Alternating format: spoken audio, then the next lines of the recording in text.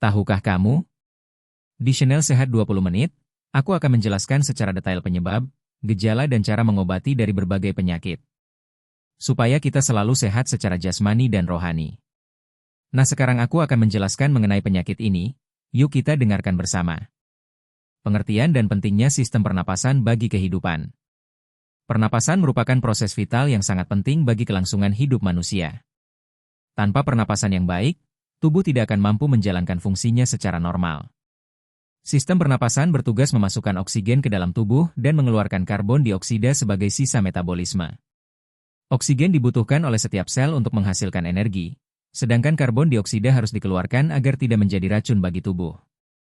Ketika proses ini terganggu, maka kesehatan secara keseluruhan juga akan ikut terancam. Gangguan pernapasan adalah kondisi ketika sistem pernapasan tidak dapat bekerja sebagaimana mestinya. Gangguan ini bisa terjadi secara tiba-tiba atau berkembang secara perlahan dalam jangka waktu lama. Tingkat keparahannya pun beragam, mulai dari gangguan ringan seperti batuk dan pilek, hingga kondisi serius seperti sesak napas berat, gagal napas, bahkan kematian apabila tidak segera ditangani. Sistem pernapasan manusia terdiri dari beberapa organ yang saling bekerja sama. Udara pertama kali masuk melalui hidung, kemudian melewati tenggorokan, trakea, bronkus, hingga akhirnya mencapai paru-paru. Di dalam paru-paru terdapat alveolus, yaitu kantung-kantung udara kecil tempat pertukaran oksigen dan karbon dioksida terjadi. Oksigen yang masuk akan dialirkan ke seluruh tubuh melalui darah, sedangkan karbon dioksida akan dibuang saat kita menghembuskan napas. Apabila salah satu bagian dari sistem pernapasan ini mengalami gangguan, maka proses pernapasan menjadi tidak optimal. Misalnya, hidung tersumbat akibat infeksi, saluran napas menyempit karena peradangan, atau paru-paru terisi cairan akibat penyakit tertentu. Kondisi-kondisi tersebut dapat menyebabkan tubuh kekurangan oksigen, yang ditandai dengan napas pendek, dada terasa berat, tubuh lemas, pusing, hingga kebiruan pada bibir atau ujung jari. Gangguan pernapasan tidak hanya menyerang orang dewasa, tetapi juga bisa dialami oleh anak-anak hingga lansia.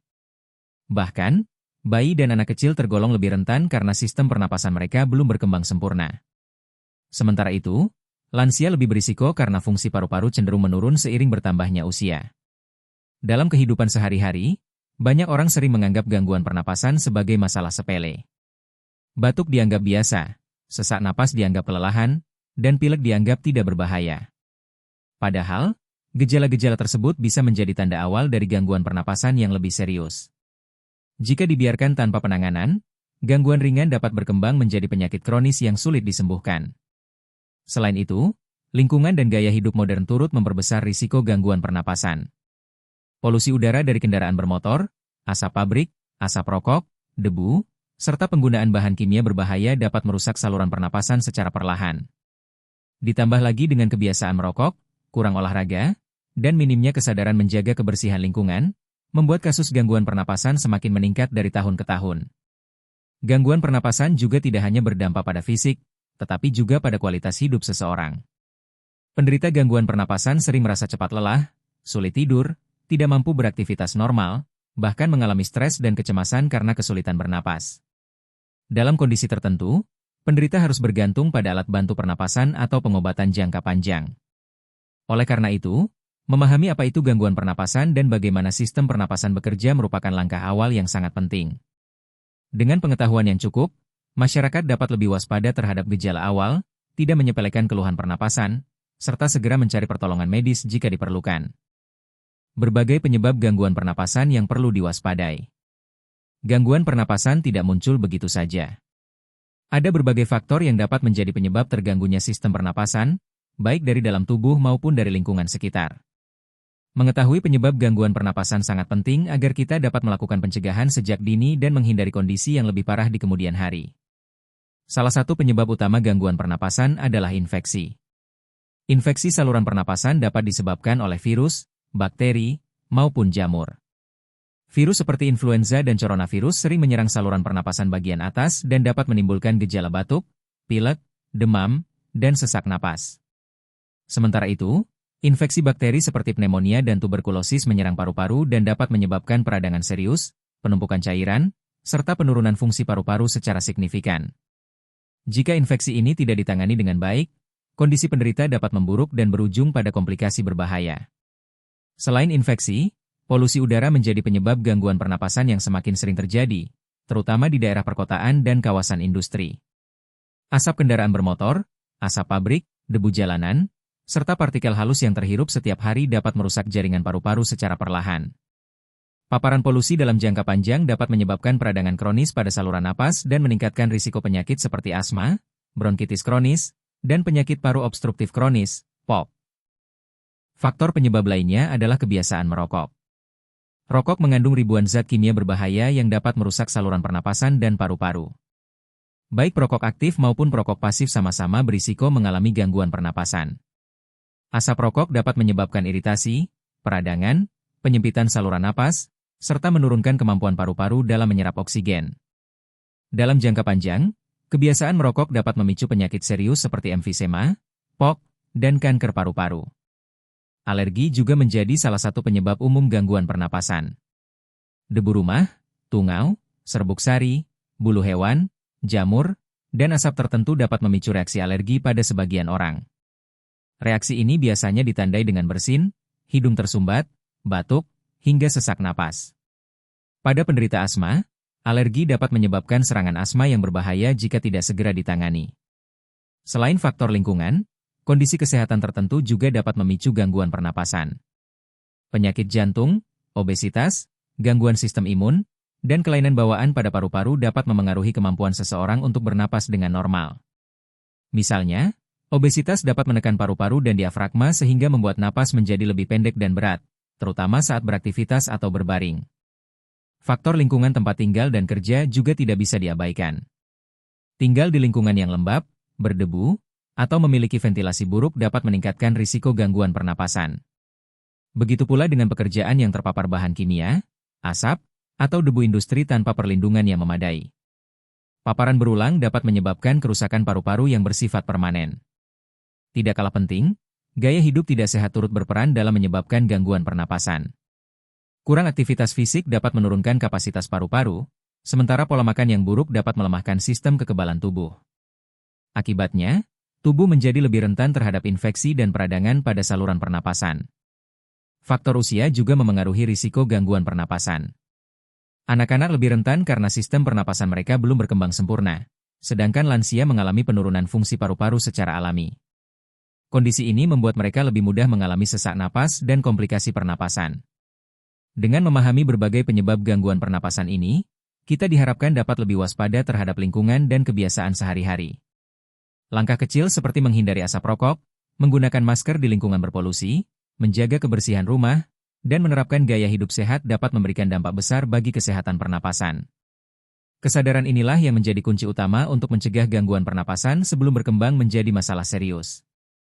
Jenis-jenis gangguan pernapasan dan ciri-cirinya. Gangguan pernapasan memiliki banyak jenis dengan gejala dan tingkat keparahan yang berbeda-beda. Ada yang bersifat ringan dan dapat sembuh dengan perawatan sederhana, namun ada pula yang bersifat kronis dan membutuhkan pengobatan jangka panjang. Memahami jenis-jenis gangguan pernapasan sangat penting agar seseorang dapat mengenali tanda-tanda awal dan segera mencari penanganan yang tepat. Salah satu gangguan pernapasan yang paling sering ditemui adalah asma. Asma merupakan penyakit kronis yang ditandai dengan peradangan dan penyempitan saluran napas. Penderita asma biasanya mengalami sesak napas, napas berbunyi, mengi, batuk, dan rasa berat di dada. Serangan asma dapat dipicu oleh alergi, udara dingin, aktivitas fisik berlebihan, stres, atau paparan asap dan debu. Meskipun tidak dapat disembuhkan sepenuhnya, asma dapat dikontrol dengan pengobatan dan menghindari pemicu. Jenis gangguan pernapasan berikutnya adalah bronkitis. Bronkitis terjadi akibat peradangan pada saluran bronkus, yaitu saluran yang membawa udara ke paru-paru. Bronkitis dapat bersifat akut maupun kronis. Bronkitis akut biasanya disebabkan oleh infeksi virus dan ditandai dengan batuk berdahak, demam ringan, dan kelelahan. Sementara itu, bronkitis kronis sering dialami oleh perokok atau orang yang terpapar polusi dalam waktu lama, dengan gejala batuk berdahak yang berlangsung selama berbulan-bulan. Pneumonia merupakan gangguan pernapasan serius yang disebabkan oleh infeksi bakteri, virus, atau jamur pada paru-paru. Infeksi ini menyebabkan kantung udara di paru-paru terisi cairan atau nanah, sehingga menghambat pertukaran oksigen. Gejala pneumonia meliputi demam tinggi, batuk berdahak kental, sesak napas, nyeri dada, dan tubuh terasa sangat lemah. Pneumonia bisa berbahaya, terutama pada anak-anak, lansia, dan orang dengan daya tahan tubuh rendah. Gangguan pernapasan lain yang perlu diwaspadai adalah tuberkulosis, TBC, paru. TBC disebabkan oleh bakteri Mycobacterium tuberculosis dan dapat menular melalui udara. Gejala TBC biasanya berkembang secara perlahan, seperti batuk lebih dari 2 minggu, batuk berdarah, penurunan berat badan, keringat malam, dan demam ringan. TBC memerlukan pengobatan jangka panjang dan harus dilakukan secara teratur agar bakteri benar-benar hilang dan tidak menular ke orang lain. Selain itu, terdapat penyakit paru obstruktif kronis, POK, yang sering dialami oleh perokok aktif maupun pasif. POK merupakan penyakit paru-paru jangka panjang yang menyebabkan aliran udara terhambat. Gejalanya meliputi sesak napas kronis, batuk berdahak terus-menerus, dan penurunan kemampuan beraktivitas. POK bersifat progresif, artinya kondisi akan memburuk seiring waktu jika tidak ditangani dengan baik. Emfisema juga termasuk dalam kelompok POK. Pada emfisema, dinding alveolus mengalami kerusakan sehingga paru-paru kehilangan elastisitasnya. Akibatnya, penderita sulit menghembuskan napas dan sering merasa kehabisan udara.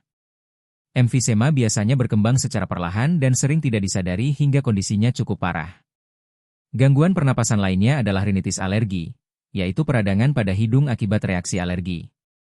Gejalanya meliputi bersin terus-menerus, hidung tersumbat atau berair, dan rasa gatal pada hidung atau tenggorokan. Meskipun terlihat ringan, rinitis alergi dapat mengganggu aktivitas sehari-hari dan memicu gangguan pernapasan lain jika tidak ditangani. Pada beberapa kasus, gangguan pernapasan juga dapat disebabkan oleh gangguan struktural, seperti kelainan bentuk hidung, polip hidung, atau penyempitan saluran napas. Kondisi ini dapat menghambat aliran udara dan menyebabkan napas menjadi tidak lancar, terutama saat tidur.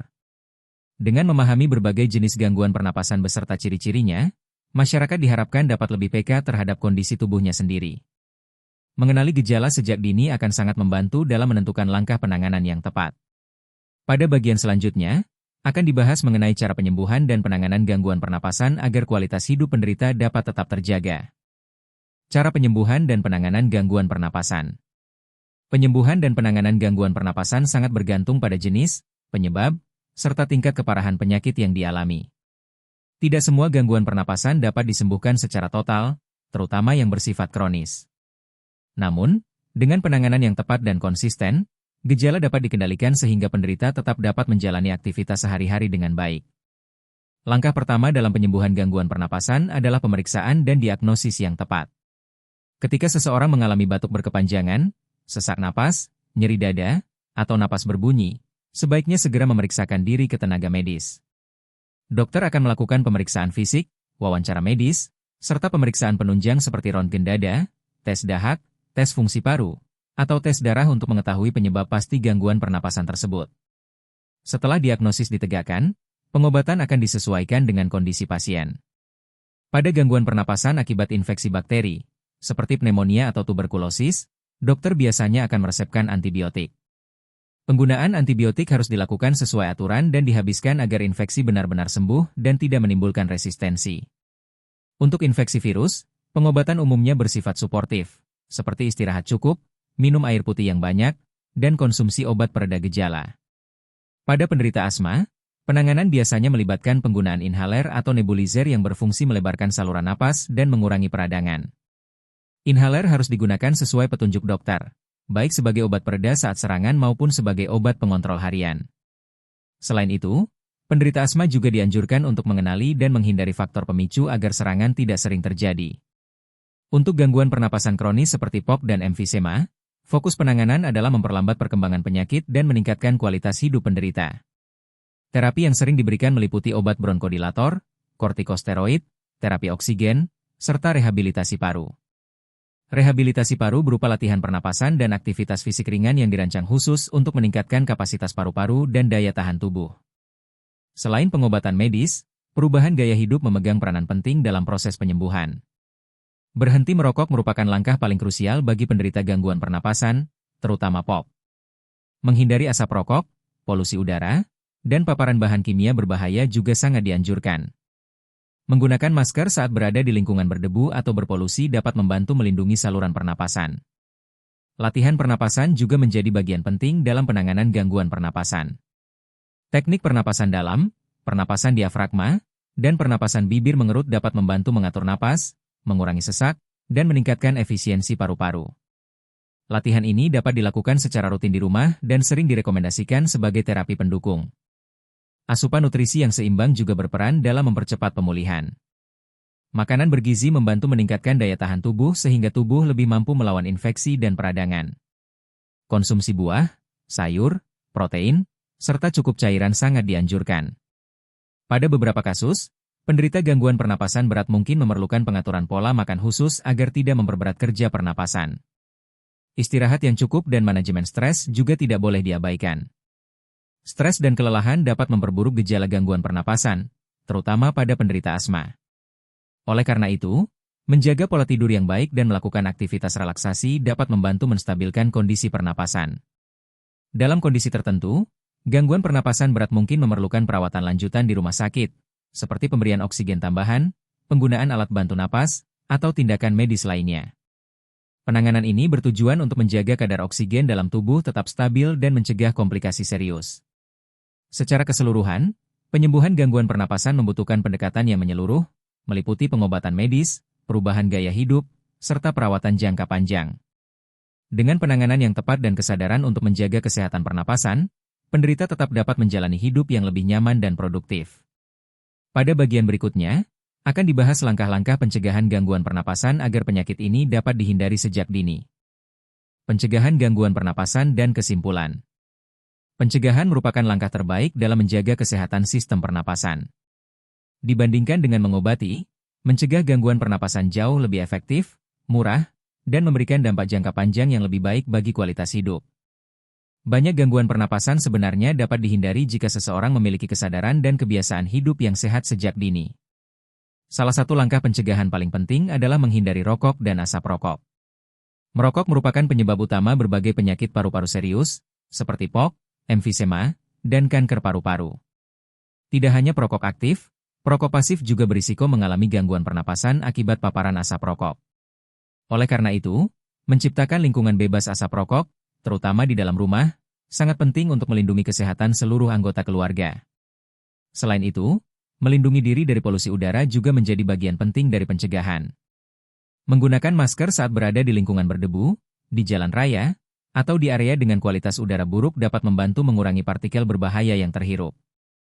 Menjaga ventilasi rumah agar udara dapat bersirkulasi dengan baik juga membantu mengurangi risiko gangguan pernapasan, terutama bagi mereka yang tinggal di daerah padat penduduk.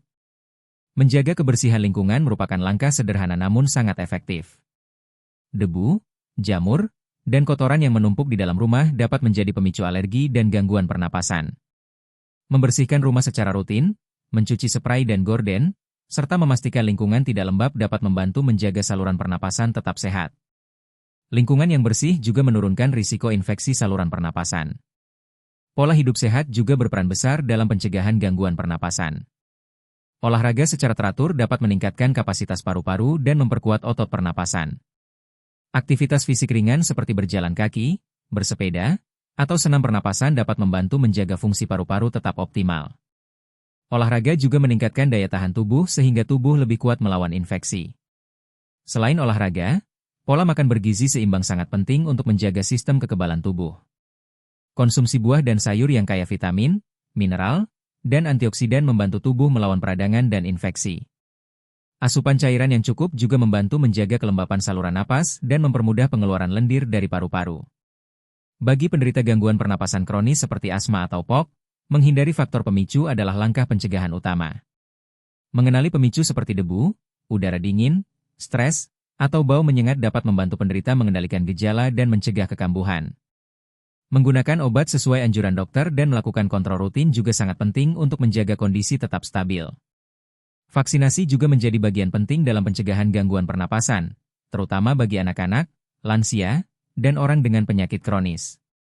Vaksin influenza, pneumonia, dan vaksin lainnya dapat membantu melindungi tubuh dari infeksi yang berpotensi menyerang paru-paru dan menyebabkan komplikasi serius. Pemeriksaan kesehatan secara berkala juga dianjurkan, terutama bagi mereka yang memiliki riwayat gangguan pernapasan atau bekerja di lingkungan berisiko tinggi. Deteksi dini memungkinkan penanganan dilakukan lebih cepat sebelum kondisi menjadi lebih parah. Sebagai kesimpulan, gangguan pernapasan merupakan masalah kesehatan yang tidak boleh dianggap sepele. Penyakit ini dapat menyerang siapa saja, dari anak-anak hingga lansia, dan dapat berdampak besar pada kualitas hidup. Namun, dengan pemahaman yang baik tentang sistem pernapasan, penyebab, jenis penyakit, cara penanganan, serta langkah pencegahan, risiko gangguan pernapasan dapat ditekan secara signifikan. Menjaga kesehatan pernapasan berarti menjaga kualitas hidup secara keseluruhan. Dengan menerapkan gaya hidup sehat, menjaga lingkungan, serta meningkatkan kesadaran akan pentingnya sistem pernapasan, setiap orang dapat berkontribusi dalam mencegah gangguan pernapasan dan menciptakan hidup yang lebih sehat dan produktif. Sekian untuk pembelajaran kita. Semoga dari video ini kita bisa mengatasi berbagai penyakit dan segera diberi kesembuhan. Sampai jumpa di video selanjutnya.